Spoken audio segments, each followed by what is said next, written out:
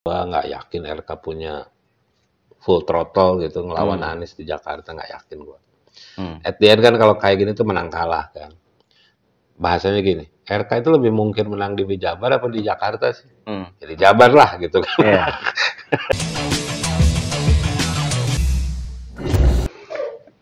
Ini Yes. Pilkada DKI ini makin menarik ini, kesini-sini makin menarik ini. Mulai panas ya? Mulai panas. Dan yang menariknya ini, yang tadinya kita pikir kemungkinan itu hanya Anies Baswedan dan Ridwan Kamil, RK. Ini tiba-tiba PKS tidak mengusung Anies nih, udah resmi ya kalau nggak salah PKS itu mengusung Sohibul kan? Sohibul Iman. Sohibul Iman. Nah artinya adalah ini semakin nggak jelas ini nih, siapa-siapa nanti nih, bukan nggak jelas. Karena tadi kita hari ini nih, hari Senin ini nih, tanggal 24 Juni, Airlangga malah bilang itu belum resmi tuh ya, RK masih dipertimbangkan di Jawa Barat. Jabar. Nah, sementara kemarin kan kelihatannya Golkar dan maupun Gerindra ya, Habibur Rahman minimal, yang mengatakan bahwa RK udah pasti ke Jakarta tuh. Bahkan Erlangga sempat ngomong, kan ada tuh billboardnya Ridwan Kamil. Oh iya. Apa dia bilang? On the way On the way Jakarta. Nah, tapi belakangan ini kayaknya berubah nih, Lek. Nih, kalau menurut gua, bicara mengenai Pilkada Jakarta ini memang agak spesifik. Berbeda dengan daerah-daerah lain. Karena dia memiliki konsekuensi ini dengan konstelasi politik nasional. Jadi kepentingannya tuh menjadi kompleks. Nah, contoh misalnya, bisa jadi ini adalah bergening juga untuk bergabungnya misalnya PDIP yang akan bergabung misalnya dengan Kim, dengan Prabowo misalnya. Misalnya di sana nanti dia akan mengajukan Andika misalnya kayak gitu. Yang kedua, ini juga sebagai ajang untuk menetralisir simpatisannya Anies, Abah Anies, terhadap misalnya dengan Jokowi misalnya. Iya. Jadi ini nih seru nih menurut gue nih. Ininya nih konstelasinya. Gue sih ngeliatnya gini ya. RK yang kemudian dibolak-balik lah Jakarta Bandung, Jabar Jakarta, buat gua gamang lah. Gamang ya. Gua nggak yakin RK punya full throttle gitu ngelawan Anies di Jakarta, nggak yakin gua. At the end kan kalau kayak gini tuh menang kalah kan. Bahasanya gini, RK itu lebih mungkin menang di Jabar apa di Jakarta sih? Jadi Jabar lah gitu kan. Nah, kemarin Roni dari Nasdem udah ngomong juga tuh. Kalau di Jakarta nggak akan menang RK mah, gua aja kalah gitu loh. Nah, itu kan peluang kan, menakar peluang gitu. Nah, yang kedua kalau gue lihat partai ya. Ini kan dinamis ini partai ini karena emang di Jakarta nggak ada yang bisa nyalonin sendirian. Iya. Karena nggak ada yang kuat. PKS yang harus tetap menang di Jakarta aja koalisi dia. Harus koalisi ya. 18 kursi dia. 18 kursi. Nah, yang gini kalau gue lihat memang menjadi dinamis gitu. PKS nyalonin Sohibul Iman gitu. Iya, tapi kan lu nggak bisa sendirian. Lu harus sama siapa? Iya. Itu yang pertama. Kalau gue lihat Sohibul Iman itu kalau ditanya kan banyak kan yang menyebut nih Sohibul Iman tuh bisa jadi sama RK nih gitu kan. Jadi wakilnya RK. Gitu. Iya, karena ada sejarah keluarga sebetulnya. Kakaknya Sohibul Iman pernah jadi wakilnya RK. RK di wali kota kan. Wali kota. Almarhum Oded tuh. Jadi orang mengkait-kaitkan aja. Tapi kalau itu nggak mungkin. RK mana mau jadi wagub di Jakarta? Bukan. RK jadi gubernur, Sohibul Iman jadi wakil. Mungkin ini kan soal pasangan. Jadi gue lihat cair gitu. Tapi di luar itu gue nggak lihat nggak ada yang kuat. Ya. Untuk nandingin Anies ya. Problemnya cuma satu nih. Dengan PKS sendiri gitu, Anies bisa dapat tiket nggak? Iya. Kalau menurut gue pasti dapat itu. Coba lu sebutin dari mana? Jadi gini, tadi nih di DPR nih, di MPR, gedung DPR MPR. Ketua Umum Nasdem Surya Paloh itu sudah buka dia bilang bahwa dari berbagai sumber hasil survei Anies itu selalu nomor 1. Oke.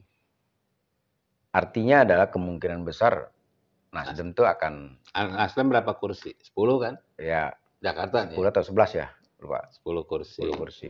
Plus PKB. Plus PKB. PKB berapa kursi? 10 juga tuh.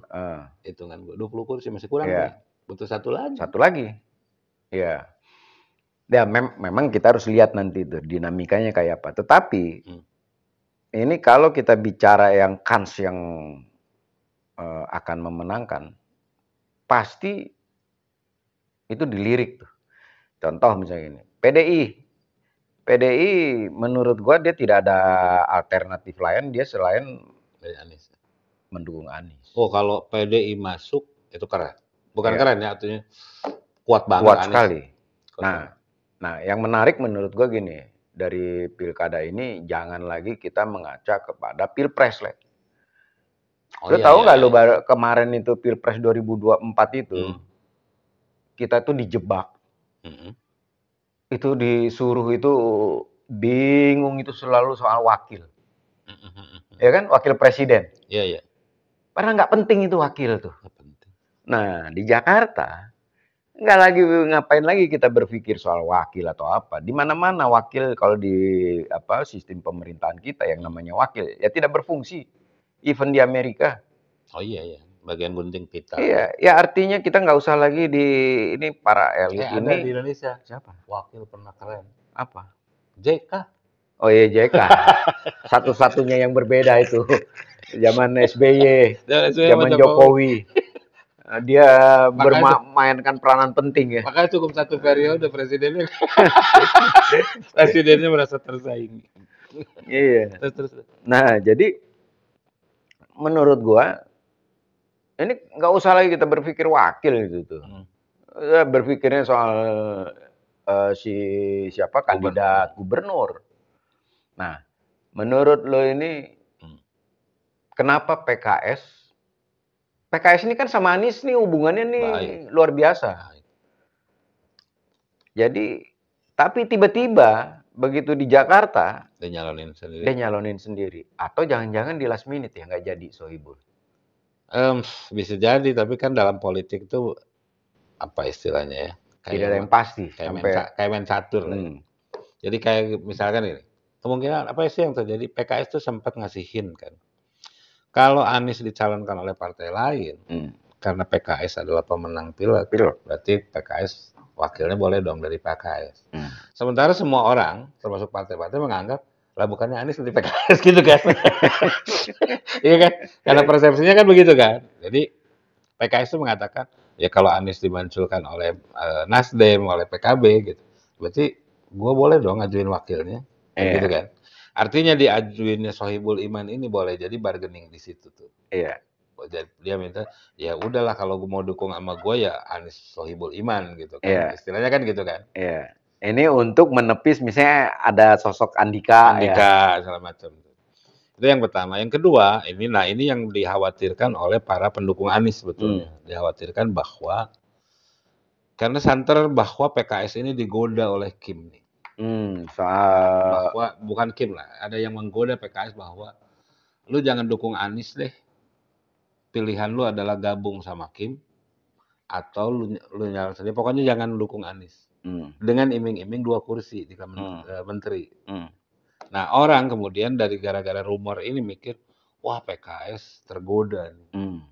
Makanya dia nyalonin sendiri. Poinnya adalah Anies itu tidak boleh ada yang menginginkan Anies itu nggak maju lah. Kan kalau PKS nggak dukung, PDIP nggak dukung, Nasdem nggak dukung, Anies nggak bisa maju dia. Makanya para pendukung Anies mulai deg-degan, apalagi Anies sudah ngomong membuka ruang untuk dialog dengan Prabowo kan. Ini kan hint bahwa sesungguhnya di mata Anies, di mata pendukung Anies, ini hint bahwa Anies belum aman. Kenapa sih Anies itu ada pihak-pihak yang selalu menjegal? Garis tangan kayak. Kan, bukan kalau gua ngelihatnya kan cerdas iya, santun iya. Prestasinya di Jakarta luar biasa juga. Walaupun orang itu selalu melihatnya yang soal patung-patung dulu ya. Padahal banyak sekali karya dia yang luar biasa di sini. kalau gua ngelihatnya itu sebagai orang, kalau gua ya mungkin ya, gua kan tidak intens dengan apa bergaul dengan Anies. Tapi gua ngelihat sebagai orang pinter memang agak susah untuk meyakinkan dia. Misal gitu, COVID deh zaman dulu, gitu. Bagaimana dia bisa ribut sama Luhut? Iya. Karena dia bilang, enggak, gue udah analisis segala macam ilmiah, ini loh yang benar. Meskipun memang pada akhirnya dia yang benar tuh. Iya. Dia yang benar kan. Tapi buat pemimpin, punya anak buah kayak gini kan nyebelin kan. Iya kan? Iya. Lu untuk bisa diterima pendapat lu, Iya. kan bahasanya lu harus nundukin Ya, logikanya dia. ya kalau kita lihat yang secara garis besar ini kan, kalau misalnya nantinya dengan pemerintahan dengan Prabowo, menurut gua Anies dengan Prabowo tuh nggak akan ada masalah itu. Ada isu. Nggak ada isu sama sekali. Itu dah kalau gua gubernur DKI ya, Nasdem dukung Anies biasa buat gua. Bener kan? PDIP dukung Anies biasa. PDIP juga nggak punya tokoh coba di Jakarta. Tapi kalau ada yang dukung Anies tuh Gerindra, itu gua luar biasa. Kenapa luar biasa? Kalau buat gua ya luar biasa. Satu, emang zaman dulu juga Gerindra yang Iya, dia yang jadiin Anies gubernur. Bukan. Luar biasa itu adalah satu, dia head to head ketika Pilpres kemarin Prabowo sama Anies demikian kerasnya tuh. Ya kan? Itu satu. Yang kedua, buat para hatersnya Jokowi, kalau Prabowo ngedukung Anies itu kan, para haters Jokowi mengatakan Anies ini antitesisnya Jokowi lah, berhadapan. Jadi kalau Prabowo dukung Anies, para haters Jokowi mengatakan tepuk tangan juga. Wah, Prabowo melakukan plot twist. Karena kita senang drama begitu kan. Ya. Tapi apapun ini eskalasinya memang menjadi menarik nih, Pilkada DKI. Kali ini senternya di Anies kan? Senternya di Anies. Kalau DKI. Karena memang elektabilitasnya luar biasa ya. Jadi kita nunggu dinamika selanjutnya nih. Tapi kalau PKS Sohibul Iman didukung oleh Kim, boh, berat juga tuh. Berat juga. Tapi ya ini malah menarik tuh nantinya tuh kalau itu terjadi ya. Jadi inilah yang namanya politik, yang istilahnya gini. Dulu Gerindra yang menjadikan Anies gubernur. Terus sekarang artinya tidak mendukung. PKS yang dikenal sangat lekat dengan Anies tiba-tiba mencalonkan diri. Nah, inilah politik. Sehingga ini juga pembelajaran untuk publik kan. Bahwa jangan terlalu kita melihat politik itu dengan ngefans yang membabi buta. Taklid ya. Karena ya politik kan seperti lu bilang kan kekuasaan. Kepentingan. Apa kabar Kaisang ya gue? Gue tuh pengen. Apa kata Sohibul Iman bisa nggak pasangan sama Kaisang? Ya. Gede loh kursinya. Tapi kalau gue sih Kaisang kayaknya mendingan jadi gubernur PSI aja. Bukan, gue tuh pengen bukti gitu, buktiin tuh Kaisang. Udah, kalau misalnya PSI itu gede kursinya Jakarta dah. Iya, menurut gue gini. 10 kursi. Ya makanya kan dia PSI bilang. Apa salahnya Kaisang masuk kita calonkan? Karena PSI kursinya gede di Jakarta. 10 ke 9. Nah, tetapi gue juga sama malu untuk tes. Ya harusnya running tuh dia tuh. Di DKI itu. Sohibul Iman nah, itu dia. Oke guys, kita tunggu guys kelanjutannya nih. Makin menarik, nanti kita akan bahas lagi guys.